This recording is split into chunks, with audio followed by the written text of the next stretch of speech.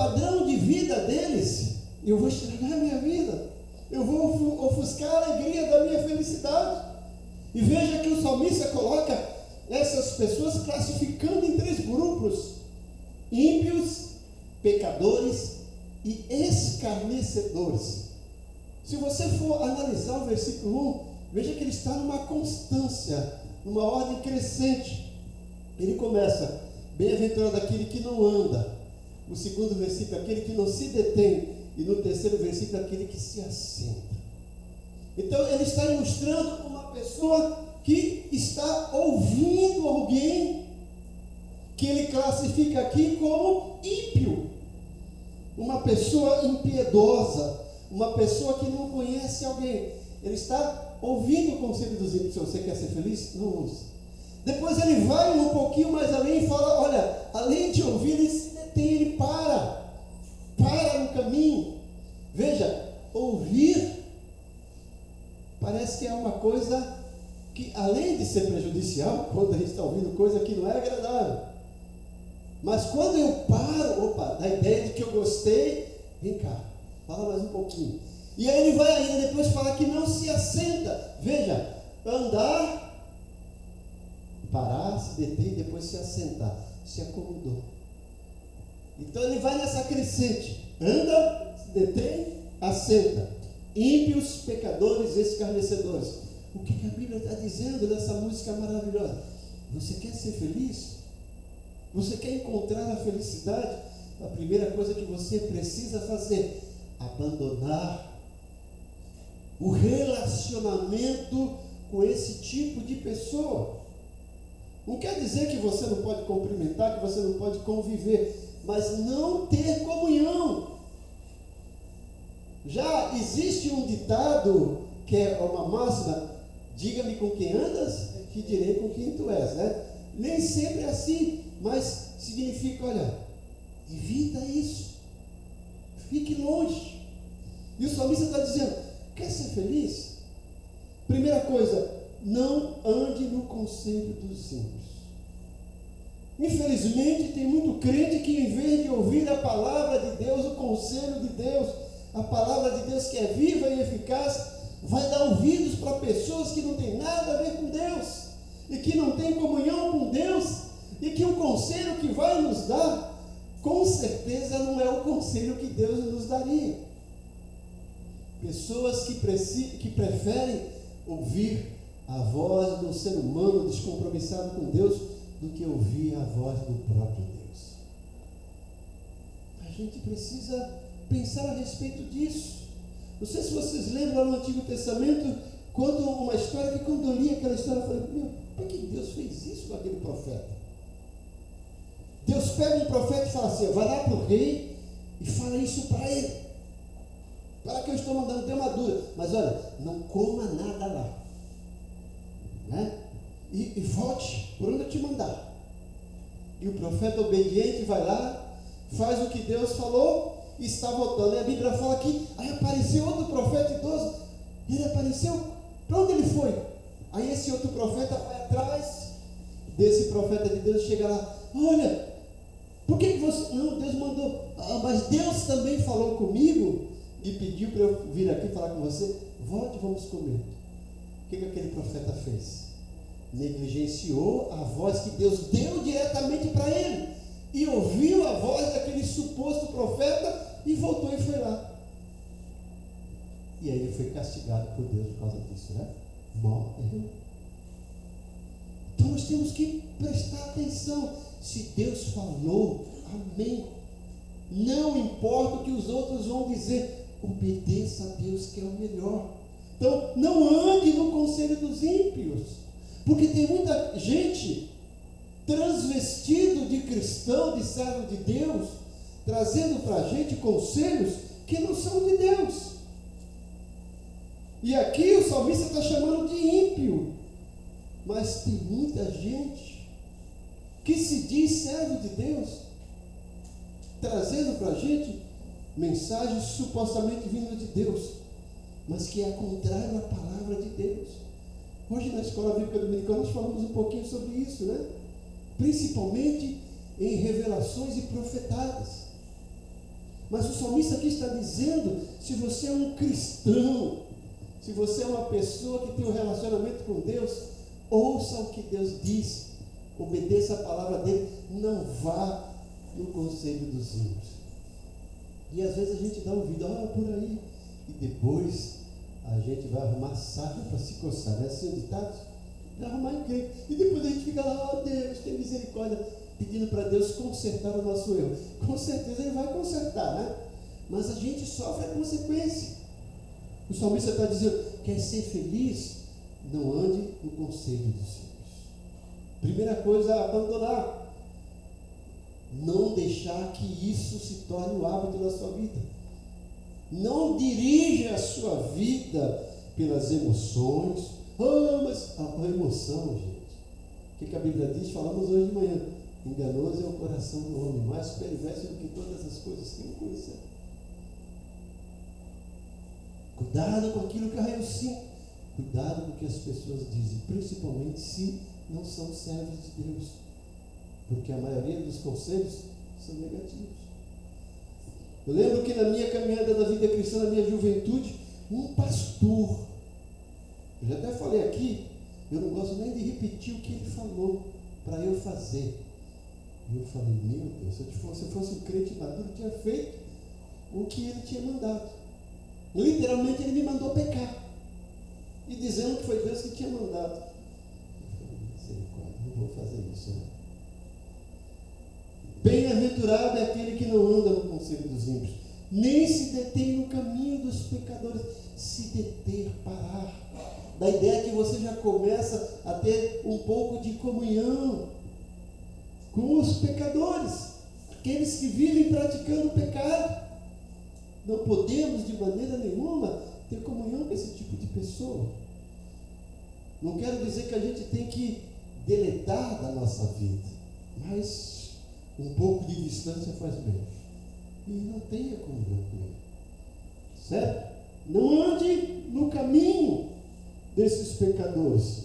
E aí depois ele fala, nem se assenta na roda dos escarnecedores. Veja a sequência.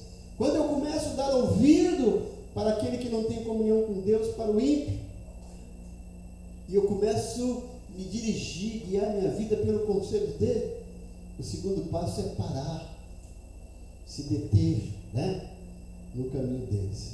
E o terceiro, mais catastrófico, já se assentar na roda dos escarnecedores.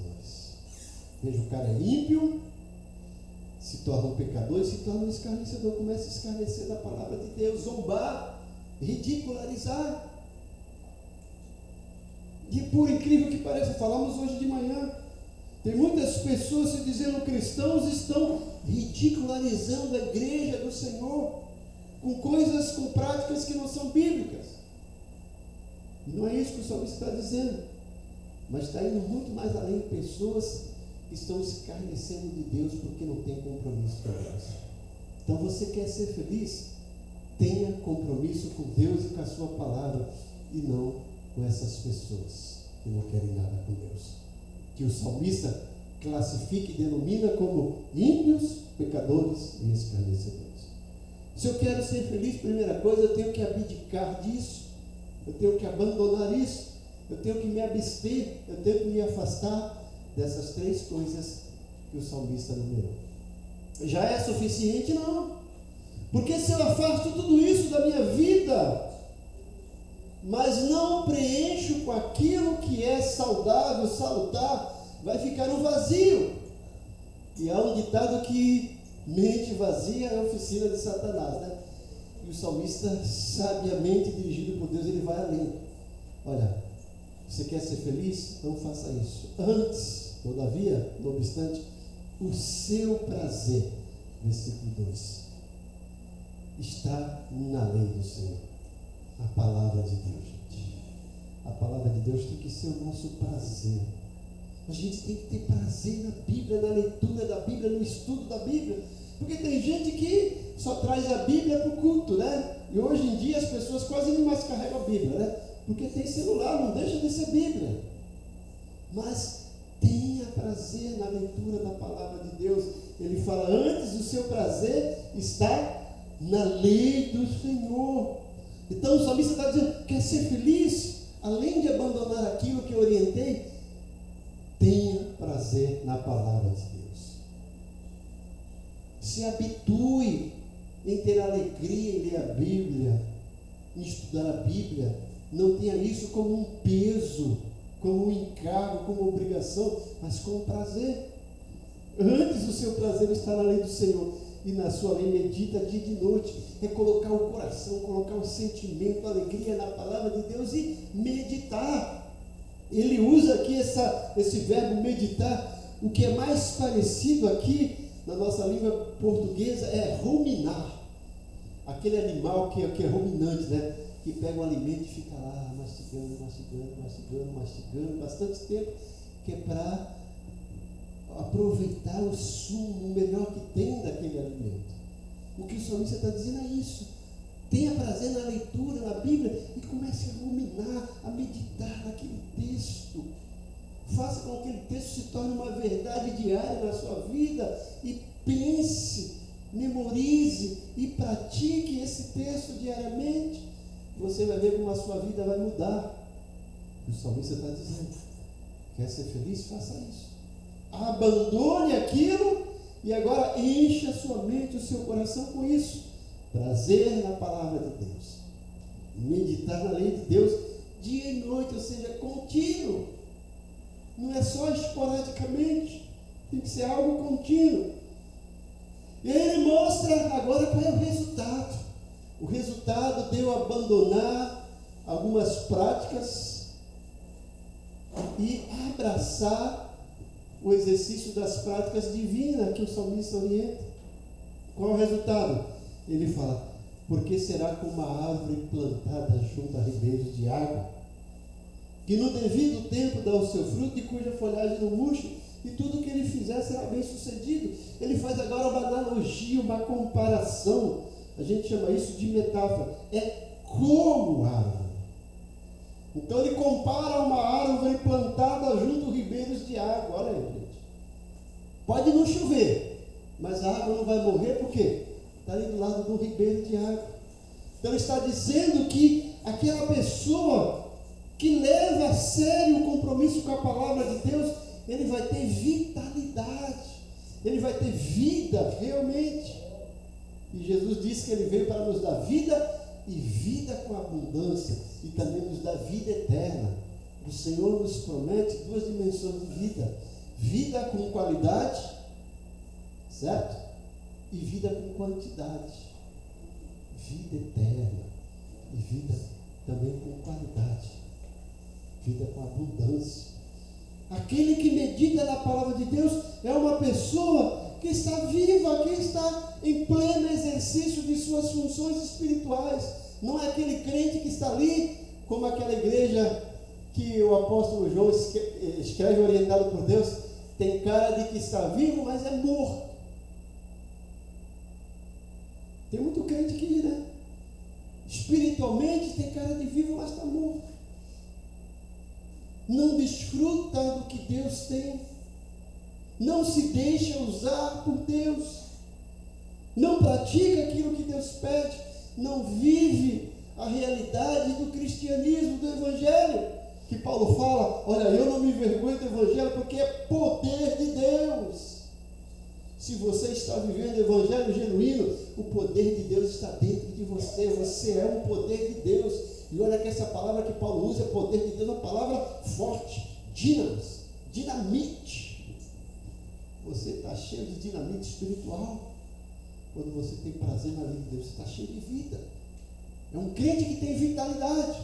É como a árvore plantada junto a ribeiros, que no devido tempo dá fruto. Ou seja, o crente precisa produzir. Tem que ter produtividade, e essa produtividade, o salmista está dizendo, no devido tempo. A gente não pode esperar que uma pessoa que se converta hoje e amanhã já está lá, super crente. Não, é um processo de renovação, um processo de restabelecimento, de santificação, mas à medida que ele vai congregando, tendo comunhão com os santos, se deleitando na palavra de Deus, estudando, meditando, ele vai adquirindo esse poder de produtividade e vai produzir fruto gradativamente. É um crente produtivo, que Deus pode contar com ele, que a igreja pode contar com ele, que o irmão pode contar com ele. E ele é feliz por isso. E por ser feliz, ele faz isso. Ele está à disposição, no devido tempo, dar o seu fruto, cuja folhagem não murcha. O salmista está dizendo de estabilidade. A árvore plantada junto à ribeira, as folhas não murcham. Está sempre com vida. Ele está estável. E o crente que leva a sério o compromisso da palavra de Deus, ele tem uma vida estabilizada. Não é aquele crente que hoje está, oh glória, amanhã, oh misericórdia, né? Está lá nesses altos e baixos. O crente montanha-russa, né? Show! Não, tem uma estabilidade emocional, uma estabilidade espiritual. E isso é fruto do exercício do prazer e da meditação na palavra de Deus. No devido tempo dá o seu fruto, cuja folhagem não murcha. E tudo quanto fizer, será bem sucedido. Ele vai ter uma vida bem sucedida, uma vida próspera. E a prosperidade, à luz de Deus, não é tornar você rico, milionário. Porque Jesus mesmo disse lá em Mateus 6, 18 e 19, né? Não ajunteis para vós tesouros na terra, onde ferrugem consome, a traça consome, corrói, e os ladrões minam e roubam. Mas ajunteis para vós tesouros no céu, onde nem a ferrugem, nem a traça corrói, consome, nem o ladrão rouba e mina. E aí ele diz, porque onde está o seu tesouro, aí está o seu coração. Aí ele sintetiza no versículo 24. Antes, porém, buscai em primeiro lugar o reino de Deus e a sua justiça, e as demais coisas serão acrescentadas.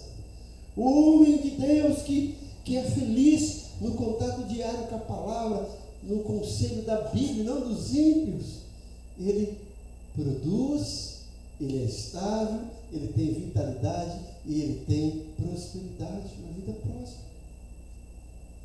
As suas necessidades são supridas por Deus. E ele ainda se coloca na disposição de Deus para abençoar a vida de alguém.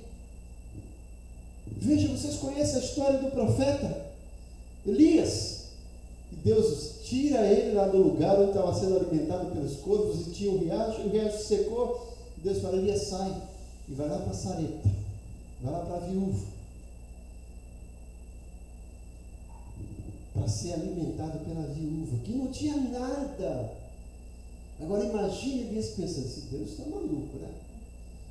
Acabou aqui, agora ele manda lá, ele chega lá, e aí viúva, olha meu amigo, eu sei que você é servo de Deus, mas eu só tenho aqui um pouquinho de farinha, não é isso? Um pouquinho de azeite, vou preparar um bolo para o meu filho, a gente vai comer e esperar a morte. Aí ela pensa assim, que ele vai falar assim, eu vou orar por você, e Deus vai te abençoar. Ele fala, não, prepara primeiro para mim. Insensato e insensível. E ela obedece.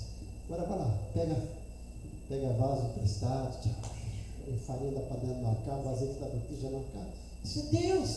Veja a mulher que não tinha nada, ela próspera, porque Deus usa ela para abençoar a vida de um profeta, e Deus usa o profeta para abençoar a vida dela. Isso é coisa de Deus. Se fosse o conselho do ímpio para aquela viúva, manda esse cara pastar, esse cara só está atrás do teu dinheiro, dá um pontapé nele. Mas ela não ouviu, né? Obedeceu o homem de Deus. Veja o que Deus fez. Vale a pena obedecer a Deus. Amém. E não às outras pessoas. Vai ser próspero. A palavra de Deus diz. Aí o salmista vai mostrar agora, gente, o final de tudo. Lá na frente, a gente vai ver realmente como as coisas são. Ele fala, os ímpios não são assim, não são como? Não são felizes, não têm prazer na lei do Senhor, não meditam na lei do Senhor, não é como a árvore plantada. Não tem vitalidade, não tem produtividade, não tem estabilidade, não tem prosperidade. Como é que são os ímpios aqui, ó? São, porém, como a palha que o vento dispersa. Ou seja, o ímpio não tem estabilidade, tem instabilidade, é instável. O vento dispersa, vai embora. Ou seja, a pessoa que não está fundamentada na palavra de Deus, diante de qualquer intempérie da vida, dispersa, sucumbe. E aí ele continua: por isso os ímpios não prevalecerão no juízo, nem os pecadores da congregação. Está dizendo lá no final das contas, no dia do juízo, esse ímpio que dá conselho errado não vai prevalecer. Então como é que você vai ouvir o conselho do ímpio que lá no futuro não vai estar no céu com você? Se ele não tem capacidade de ir para o céu, então não tem capacidade nenhuma para te aconselhar. Por isso os ímpios não prevalecerão no juízo, nem os pecadores na congregação dos justos. E olha como é que ele termina: pois o Senhor conhece o caminho dos justos. Deus conhece a sua vida, conhece o seu caminho. Mas olha o que acontece com os ímpios: mas o caminho dos ímpios perecerá. Você vai morrer, vai acabar. Então, gente, vale a pena seguir a Deus. Vale a pena obedecer a palavra de Deus. E essa palavra de Deus tem que ser fonte de prazer, de alegria. E deve trazer em nós uma satisfação e um desejo, uma sede de meditar, de ler e estudá-la. E nós vamos escolher os resultados. Certo? Então a gente não está aqui para brincar de ser crente, para vir aqui, né? Não sei se vocês tinha um filme na antiga Comev, que era o Super Crente. Alexandre lembra, né? O cara colocava aquela roupa de Superman, que porque da Bíblia ia para a igreja. Mas no dia a dia, nada com Deus, né? Só usava a Bíblia para ir para a igreja, né? Como é que tem sido o nosso compromisso com a palavra de Deus? A verdadeira felicidade vem do nosso prazer com a palavra de Deus. Oremos. Pai bondoso, muito obrigado pela tua palavra, que, como ela disse, renova, que é fonte de instrução e que é viva e que é eficaz. Nos ajuda, como teus servos, a ter um compromisso sério com a tua palavra, a ter prazer, ter sede de ler, de estudar, de meditar e levar a sério as orientações tuas que estão na tua palavra, e ouvirmos o que o Senhor diz e não o que o mundo diz, o que o mundo pensa. Nós oramos agradecidos em nome de Jesus. Amém. Fiquemos de pé. Vamos continuar.